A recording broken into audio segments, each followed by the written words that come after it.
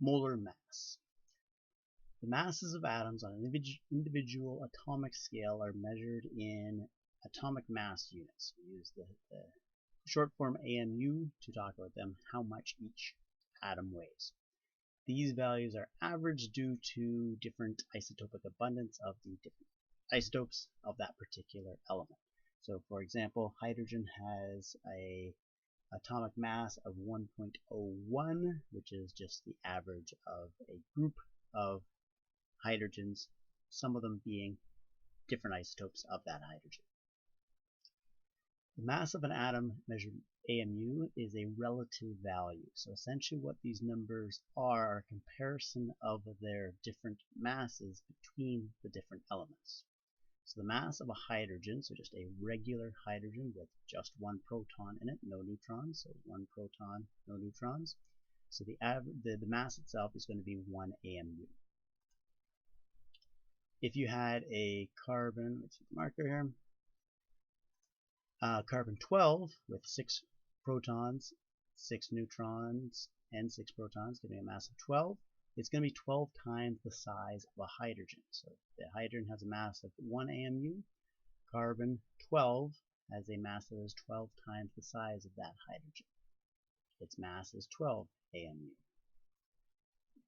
It doesn't matter how many atoms you're dealing with. If you're dealing with the same number of atoms, say between hydrogen and carbon, then the difference in mass will also be the same. So the relative masses, as long as you have the same two size groups, the relative masses will not change. For example, one atom of carbon is going to be 12 times the mass of one hydrogen. If you had 2 atoms of carbon and 2 atoms of hydrogen, the 2 carbon atoms will be 12 times the mass of the 2 hydrogen atoms. If you have 500 atoms of carbon, all 500 of them, will still be 12 times the mass of 500 atoms of hydrogen. Why we're doing this is because we have a particular number we want to get to. If you had 6.022 times 10 to the 23 atoms of carbon, and you had 6.022 times 10 to the 23 atoms of hydrogen, that group of carbons would also be 12 times the mass of the same size group of hydrogen atoms. And of course, we know that this number is the mole. So essentially what that means is the relative masses at the atomic level are going to be the same as at the mole level. Whether you're dealing with 1 atom or 1 mole of atoms, the relative masses of the elements will be maintained. As long as we're dealing with the same quantity of any different atoms, so carbon and hydrogen in this case, the relative masses of that particular quantity, whether it's 1 atom of carbon to 1 atom of hydrogen, or 6.022 times 10 to the 23 atoms of hydrogen to 6.022 times 10 to the 23 atoms of carbon, the relative masses will be the same. Therefore, we can summarize this and say a mole of carbon, carbon 12, will be 12 times the mass of a mole of hydrogen. This brings us to molar mass. Again, individual atoms are too hard to work with. We work with groups of them. We call that group of this particular size a mole. The element's molar mass corresponds to the element's atomic mass units. The units, however, are different because we're not dealing with an atom, we're dealing with 6.022 times 10 to the 23 of those atoms. We use a capital M when we're using molar mass as a variable in an equation. So if you just want to talk about molar mass and you want to say, okay, I want to find out what molar mass is equal to, you could write the word molar mass, or we could use the variable capital M. The unit, different than the variable, is going to be grams per mole. So what we're saying when we say molar mass is how many grams 1 mole would weigh, or the weight of 1 mole. The unit will be written every single time we write molar mass. The variable is really only ever used if you're just writing down what it's equal to or using it in an equation. Unit used every single time. So let's say we had helium here. We know that it has 2 protons. Its mass is 4, so 2 protons plus 2 neutrons. And because of the average isotopic abundance, it's slightly larger than 4 because of the number of different isotopes there. We could say its atomic mass is 4.0026. This is the same thing as saying atomic mass units, sometimes written as just U. The molar mass of this, so this, instead of having just a single atom of helium, if you had a whole mole of them, if you had 6.022 times 10 to the 23 of them, we could say that that molar mass will be 4.0026 grams per mole. So this is a molar mass number because we are measuring it in grams per mole. The atomic mass and the molar mass are numerically the same, but the units for molar mass are going to be in grams per mole. So if you had 1 mole of helium, it would weigh just over 4 grams. The molar mass of an atom is given on the periodic table, so if you take a look at any periodic table, it will give you the molar mass. It might say molecular weight, but somewhere on there it will tell you its molar mass or its atomic mass. The one in the back of our textbook says average atomic mass, and that is, if it is an atomic mass, we would measure in AMU. But that number would also apply to molar mass as long as you're talking about units of grams per mole. If you have a compound, though, there's going to be a number of different atoms in it. So you'd have to sum the molar masses of all of the atoms that are in that compound. For example, oxygen. An individual oxygen atom, so the molar mass of one oxygen atom, is 15.999 grams per mole. Depends which periodic table we're looking to. Some of them are going to be more precise than others, but somewhere around 16 grams per mole. Because oxygen gas is O2, you'd have 2 oxygen atoms. So the molar mass of oxygen gas would be 15.999 grams per mole plus the other oxygen, 15.99 grams per mole, giving you pretty much 32.000 grams per mole would be the molar mass of a molecule of oxygen O2. Just sum up the numbers of the individual atoms. Water, formula being H2O, you have 2 hydrogens, each one weighing 1.008 grams per mole. And again, depending on which periodic table you use, it might be slightly different. That doesn't matter, it's just a level of precision you're using.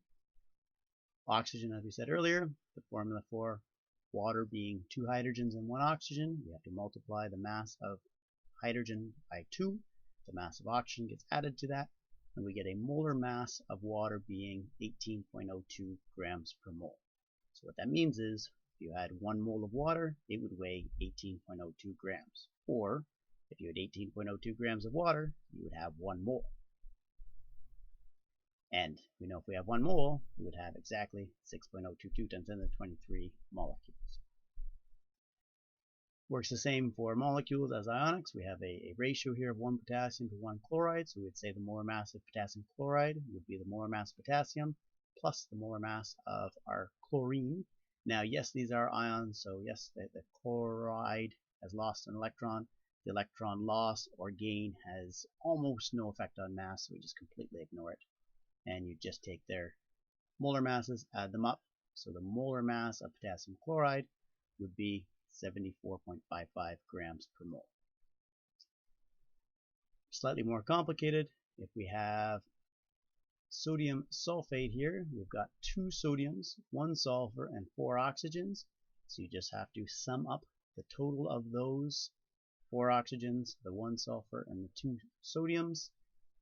Make sure you count them all in there, and you should end up with a molar mass of 142.05 grams per mole for sodium sulfate. I don't need to see the work being done here, but again, do make sure you do it correctly when you're calculating molar masses. So molar mass has a variable capital M, the units of grams per mole. Anytime you write a molar mass, you're going to write the units grams per mole. Think of mass, where we tend to measure it in grams. We would use the unit of little m. So you wouldn't say that you have 10 m of water, you'd say you have 10 grams of water. That's the unit. This is just the variable that you'd be using maybe in an equation. Number of moles is a variable little n, and of course, being moles, it will be in units of moles. So every number you write down should have a unit after it. Converting between the two, mass to moles. So if you have a number that is in grams and you want to find out how many moles you are going to be finding, you're going to have to use a conversion factor, as we did before, of the molar mass. So for example, let's say we're talking about silver. So silver has a molar mass of 107.87 grams per 1 mole. I like to put the label after the unit, so you definitely write the unit, and then as a subscript, put the label. That way you won't confuse different substances. So 1 mole of silver weighs 107.87 grams. And again, that's straight off the periodic table. The molar mass is given on the periodic table being equal numerically to the atomic weights. If we wanted to use this as a conversion factor, we could set it up as so, and if we were starting with moles, and let's say we had, I don't know, 1 mole of silver and we want to find out how much it would weigh, you could multiply 1 mole of silver by 107.87 grams over 1 mole. The units of moles would cancel out and your answer would end up being in grams. However, let's say you wanted to start with a mass of silver and wanted to find out how many moles am I dealing with. Then you'd use the exact same conversion factor, but you'd set it up so that mass is on the bottom because that's the one you want to cancel out, and moles is up top because that's the one you want to follow through to the end.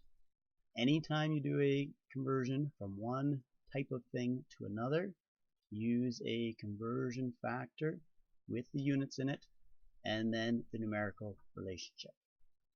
For example, let's say we had 0.6800 moles of silver and we wanted to know what the mass is. So we are starting off with 0.6800 moles. That's the unit we want to get rid of. So we set up our conversion factor. Again, if you want to make it look pretty, you can put it in a box. We know that we don't want to have moles, so we have to put moles on the bottom of our conversion factor. We want to end up with mass. So we want our units to end up in grams, so we're going to put grams up top. The ratio of grams to moles is the molar mass off of the periodic table. So find silver on there, and you say, okay, well, how much is the mass of 1 mole? And again, the number given on the periodic table, the average atomic mass, that is numerically equal to the molar mass. If you look up silver, it says 107.87. That is the mass of 1 mole. Moles will cancel out. Your answer will follow through in grams, and you have your answer 73.35 grams. Every conversion you do should look like this. It's very easy to take 0.68 and multiply by 107 and write down an answer. This whole process here needs to be written out. So let's say we had a number of moles. We wanted to find out the number of moles in 12.34 grams. We need to find, this is not just an element, so we have a combination of things, sodium and chloride in here. So to find its molar mass, we'd have to add the two up at 58.44 grams per mole. Look up sodium's molar mass, look up chloride's molar mass, add them together, and you get 58.44.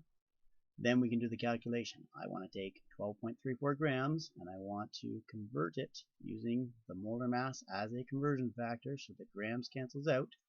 My answer will end up in moles. Again, every time you do this calculation, I want to see all of this writing. If you put every number you have should have a unit on it. If you put the labels as well, you won't ever mix up your numbers.